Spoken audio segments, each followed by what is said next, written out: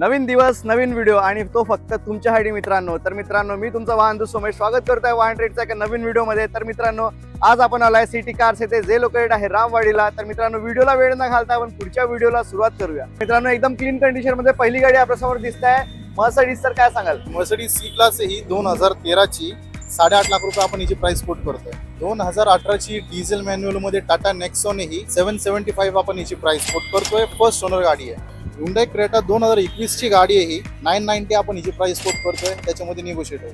2013 ची diesel manual गाडी आहे, सेकंड ओनर, 80,000 चालली आहे फक्त.